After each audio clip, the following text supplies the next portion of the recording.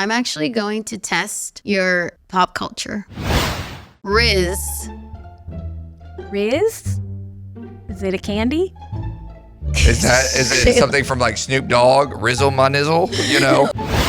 Bad Bunny. That's a brand. It's a person. TJ's 1 for Isn't 4. there some bunny brand? Psycho Bunny. Psycho Bunny. Is there a Psycho Bunny? Yeah. Psycho Bunny. Yeah. Now that we know you guys need help with your slang and your pop culture and all the things, I felt like I was good at pop culture. you know what? If I had given you a few more of those, you would have been. But I want to save Shayla because it was going downhill really quickly. Real talk about real life. Spiritual maturity.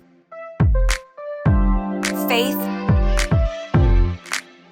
Leadership. Growth. Welcome to Life Beyond Sunday podcast. Hi, Hey. What's going on? how you guys doing? Doing good. Tired? Busy week? It's great. Awesome. All right. That's not what you were saying 10 minutes ago, but we'll let it slide. Trying to change my attitude. All right. Good job, Shayla. What is it? Actions lead, feelings follow. Yes. Yes. Oh, I Good started marriage deep. principle. Started deep there today. That's a life principle. Yeah. All right. So today we're going to start talking a little bit about the upcoming generation, Okay. right? We got millennials, we got the boomers, the Gen Z. We're going to dive into that a little bit. What age group is Gen Z? So Gen Z goes from 13 to 25. Okay. Yeah. And we're actually going to go into a study that was done by Barna. What generation are you? I'm a millennial. Oh yeah, I'm a boomer. I'm a Gen Xer. Oh, so is my husband. Are you Gen X? Yeah, I we don't know are. what Gen X is. Shayla's like, I'm Shayla McCormick. I don't have a generation of my own. All right, so we're gonna talk a little bit about that, but before we do that, I'm actually going to test your pop culture. Oh, geez. Oh, wow. It's not really pop culture. It's more failing. like your slang. You know, I actually had to look these up, so I could totally botch these definitions. Okay, we're gonna have to play them by ear. Okay, Okay. what is chuggy? Chewy? Chuggy? I've Chewing never gum? No, I've never even heard of that one. chuggy. Like, oh, that's The so new chuggy. Star Wars. Chewbacca's son. Chewbacca's son. Okay. No. Okay, so chuggy is like you're trying to be trendy. So like those live, laugh, love signs. That's so chuggy. It's something that like millennials do to try and be cool, but it's like outdated. Like like the live, laugh, love. I was wearing a sweater a couple recordings ago that said "Be Bold" on it. That would be considered a little chuggy because it's that font from.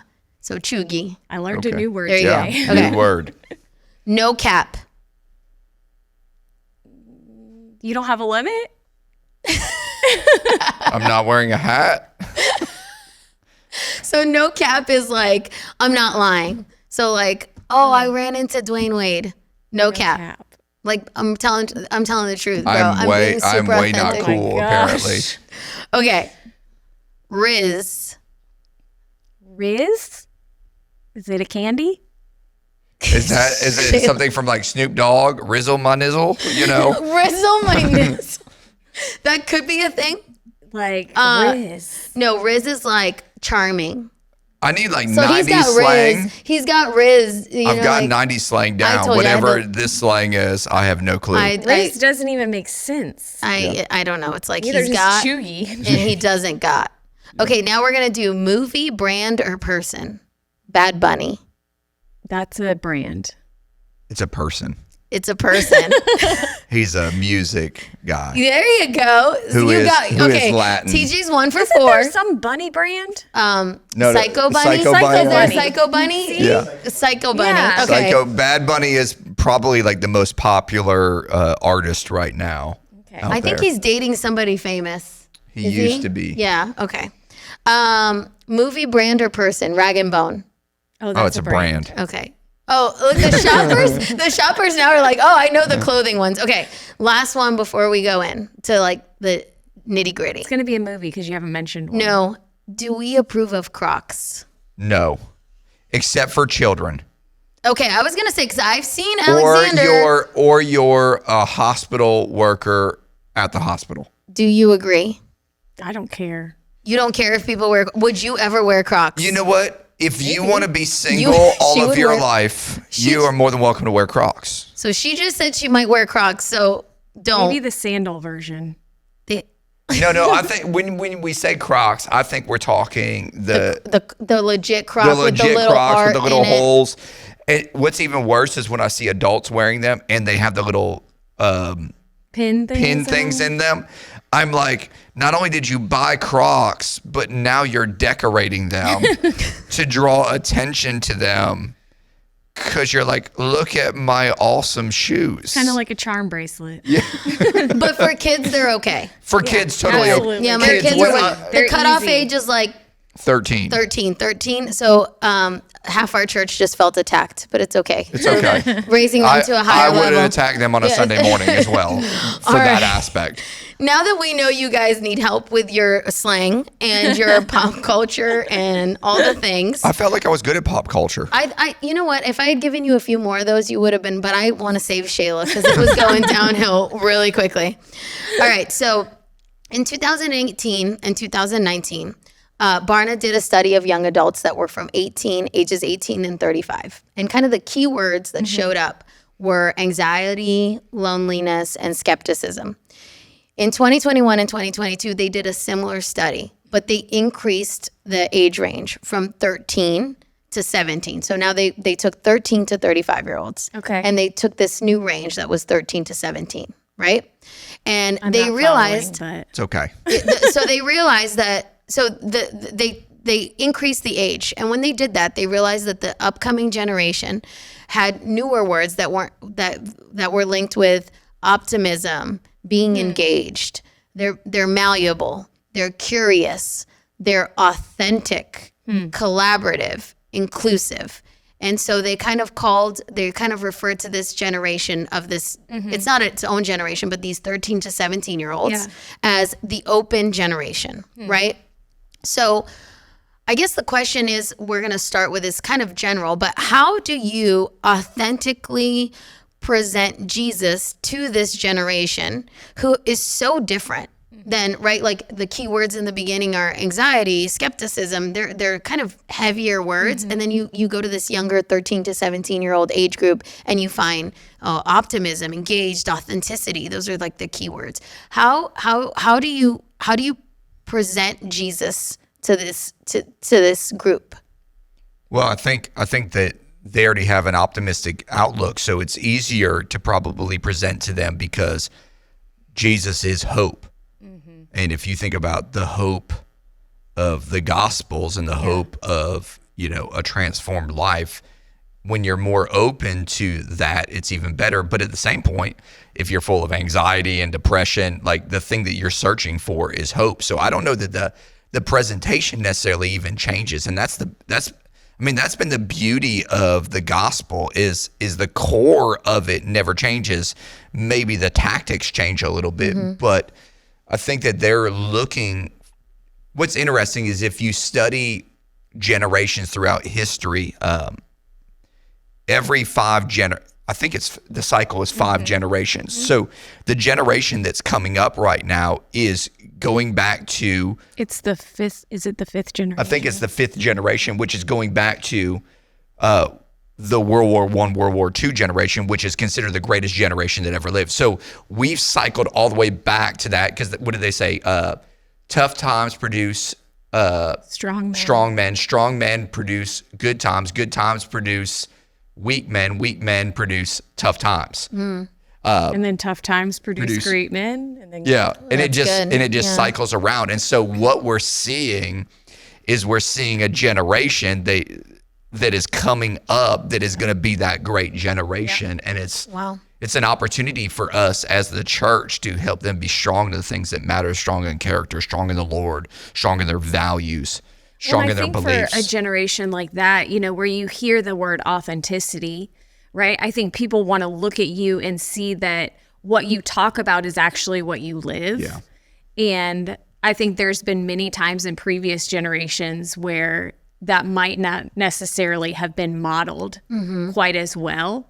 And I think it's one of the things that makes our church great, I think, at engaging so many generations, is that there's an authenticity there that you're not going to look at all these people and think, well, they're acting like they're perfect. What they're seeing is people that are just living real life and not saying I'm perfect, but going, I'm trying to be better. Right.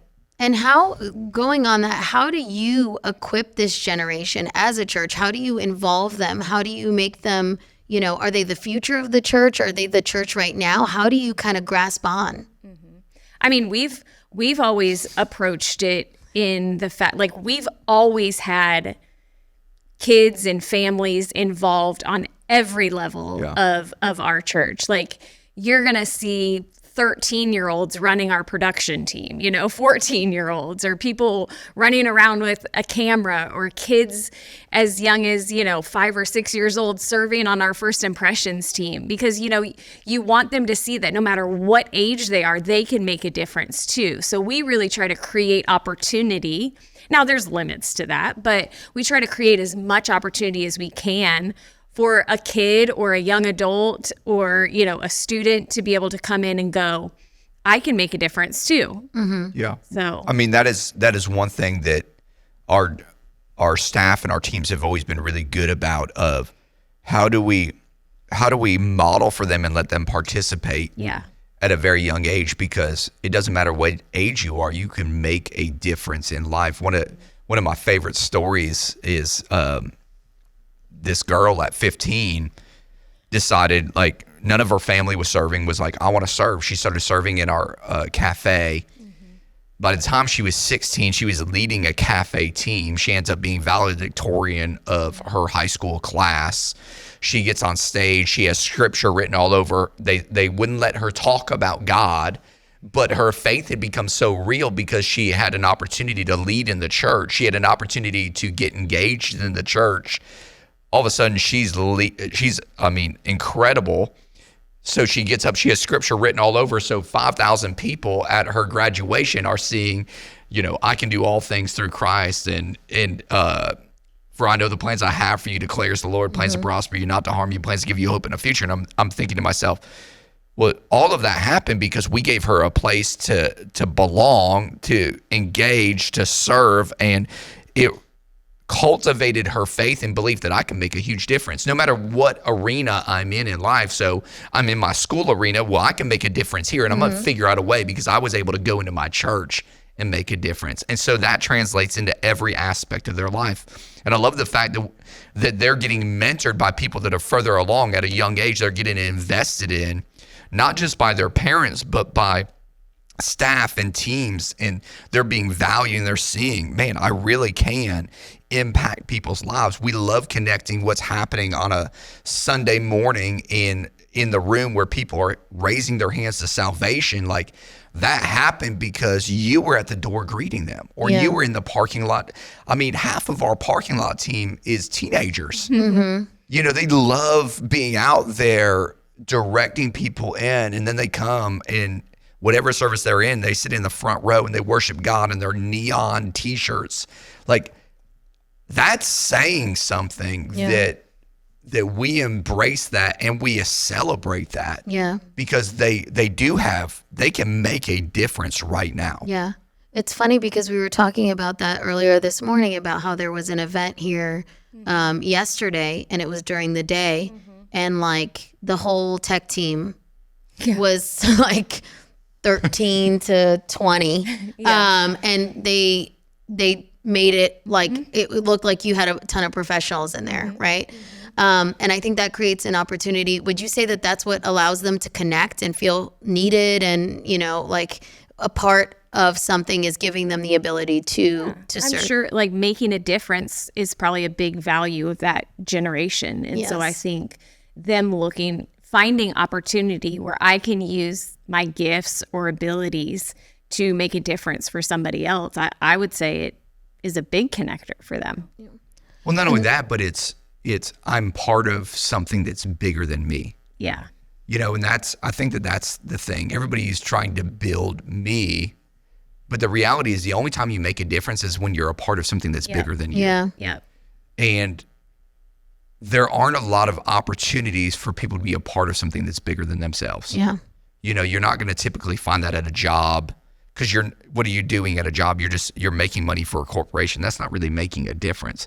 There are very few places where you can invest your time, your talent, your treasure, where you're actually making a difference on this planet for the good. And one of the greatest examples of that, I think, is the local church. And so for them to be able to engage at an early age, it just sets the tone for the rest of their life. And do you feel there's a stat, I don't want to butcher it, but they say that, you know, if kids don't like if teenagers or kids don't know about Jesus or accept salvation by the age of 18, the chances of them ever doing it goes down goes down an insane amount. How do you there's like a sense of urgency there, right? How do you kind of deal with that? Is it just like there's a sense of urgency with every soul, or do you see kids and teenagers as kind of that, oh my gosh, we have to, you know, I mean, I think it starts with the kid. Like TJ and I, when we very first started the church, we had decided like our next gen ministries are going to be one of the best things that we do, because we know that if you reach the kids, you reach the family. Because parents know if your kids don't want to go to the church, you ain't going to that church, because you don't want to fight with your kids the whole time. And so we were like, if we can make environments where kids can have fun, where it's safe, but they can also learn something, then you don't just end up reaching one generation, you end up reaching multiple generations. And so we place a lot of emphasis there, but also we're trying to teach the kids in these environments, but then also send things home where their parents are equipped to have conversations with them about what they're learning at church. Because I think we have probably a whole generation of adults that may not know how to have those conversations, you know, those faith conversations with their kids. So we're trying to teach the kids, but then also resource the adults to be able to have further conversations with their kids that, you know, and continues throughout the week. And how do you deal with like this generation? And I don't know if it's just a generational thing, but their identity is under attack or in question, right? Even the simple phrase of, you know, my truth, your truth, like there's like not a standard. How do you think that that's one of the biggest threats to this generation? Do you think it's something else? And how do you kind of combat that? Well, I would say this. The enemy has been attacking identity long before right now. Yeah. Go back to biblical times. Go back to the book of Daniel. It's all about attack on identity of, you know, a young generation. Shadrach, Meshach, and Abednego. Those weren't their names. That was an attack on identity. We're going to give you the names of these Babylonian gods. In fact, a lot of them were female names. Like, I know you're a male, but we're going to give you a female name. So there was an attack on identity back then. Okay. So the attack on identity, the enemy has been using the same platform, the same things. It's just way more in your face with social media. Over and over again. Yeah. And so for us, it's helping them find their identity in God. And the sooner we do that for them, the better off they're going to be. Because when you know who you are, it doesn't matter what anybody says. That's right. Because it doesn't matter if you call me a loser or I'm going to amount to nothing. No. I know who God says I am. Yeah. I know what I am called to do. And so how do we equip them? And I think that begins with, you know, Shayla said we've always invested in the next generation. We've been passionate about building family. I think there's an attack on family, and because the family isn't strong, the children get siphoned off into culture. And so we've always been about how do we build the entirety of the family? How do we make mom and dad strong so therefore we can make strong kids? How do we give security in the home so for the parents so the children can be secure? And so I think it's not just focusing on that generation. It's how do we build their parents so that they can build their children? Because the reality is we get 52 weekends a year and maybe some other events throughout the year, but a parent is getting them 365. Yeah. So how do we build them so that they can build their kids? Yeah. And we can come in and we can be Superman, because here's what I've learned is, you know, a parent, they say this all the time, like, man, I've been telling my kid this over and over and over and over again. And then you said something and they're like, oh my gosh, did you hear? And they're like, I've been telling you that for 3 years. But somebody else comes in and says the same thing, and we're affirming, or we're just saying it in a little bit of a different way. And all of a sudden it clicks. Yeah. And we've won because you tilled that ground. You sowed that seed. We just helped it grow. Right. Do you feel like sometimes parents try and transfer the responsibility of like, oh, my teenager's giving me a hard time, you know, and now this is, now you, and what does that conversation look like? Because ultimately, I mean, I think the church is like a partnership, right? We do the work at home and then we build community here so people can, you know, help us along for the ride. But it's ultimately, you know, the parent's responsibility. What do you tell a parent who's coming in and they're like, do you say, hey, I need to coach you before I can ever reach your kid? Or is that like, do you find that people are trying to transfer that onto something that's not necessarily the church's responsibility onto the church? I mean, sometimes yes, and I won't say it's not the church's responsibility, because I think sometimes as a church we can keep saying it's the parents' responsibility, but the parents are looking to us for, you know, guidance or whatever, spiritual guidance. And so at some point we as the church have to say, okay, we'll help take responsibility for that, because if they're looking to us, we can't just go, okay, well, that should be your, you know, your responsibility. But I think what we have to do is give confidence to parents. I think what adults lack sometimes is confidence in God's word and what he says, and the confidence to be able to communicate that to their kids in a culture and a generation where so much information is available and they have an argument. You know, it's easy to argue a point. So I think a lot of it is building confidence into parents, into marriages. Why we do relationship series and things like that is because I think strong adults, strong parents, strong marriage relationships can actually be the beginning of having confidence to be able to have those conversations with your kids, and your kids seeing that modeled in the parents. And so I don't know. What do you have to add to that? Nothing. He's like, I'm 100% on board with it. I want to take responsibility. Yeah. You know, if you're going to give me responsibility, I will take it. Yeah. Mm-hmm. You know, because I know God cares about those kids, and we want to make a difference in their lives, and we're invested in that. And we've created environments specifically for those, so we can cultivate the things of God in those kids' lives. Yeah. And so, man, I personally, I'm thankful if you're not going to do it, we will. Well, I'm thankful that you would trust us with that responsibility. Yeah. And we don't take that lightly. We want to be the best stewards of that we possibly can. Yeah. But there are limitations that we have. Right. And they need to see it lived out at home too. We get 52, maybe 75 times a year. I mean, that adds up over the years, but we're getting a minimal amount of time, and so we'll do the best that we can with that. But the reality is as parents, you have to realize that you have the majority of the time. Yeah. And just to kind of finalize, kind of like a last word, what would you say, and we're talking specifically about this age group of 13 to 17, what would you say is probably their biggest challenge? And what would you say, like, parents, this is the one thing that I would watch for? I mean, obviously raise your kids in line with faith in God, but like, with the exception of that, what is the one thing that you're like, this is what quote unquote worries me, or this is the one thing that I would say, hey, keep your guard, take stance on this? And so what's interesting is the end of last year in our student ministry, one night I asked Susie to do something for me, and I said, hey, have every student write down on a 3x5 card, what is the one thing that you wished your parents knew? And what is the one that's not going well in your life that they don't know? And what's the one thing that you wish you could say to your parents? And There's an overwhelming answer that was there were two overwhelming answers. There was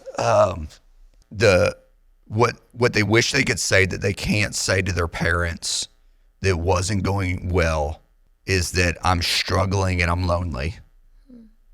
Which is interesting because it seems like we're more connected than we ever are. But we're connected to technology. It's not authentic. We're not connected to people. Yep. And a lot of what they wish they could say to their parents was like, I wish you knew how much I loved you. I wish you knew how much I was watching you.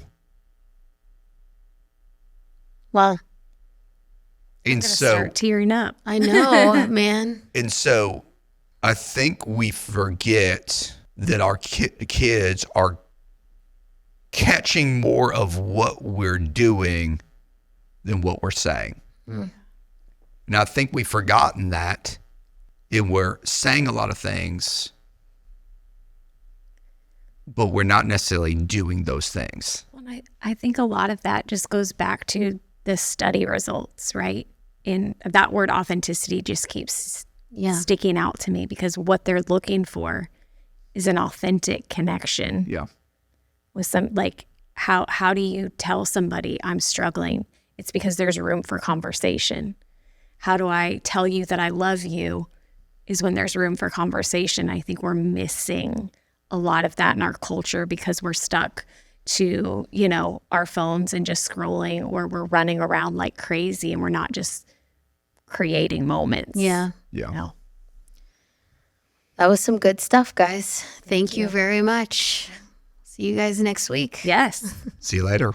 Hey everybody, TJ here. Thank you so much for tuning in this week. I want to encourage you to subscribe, like, comment, share this with other people. I can't wait to see you next week.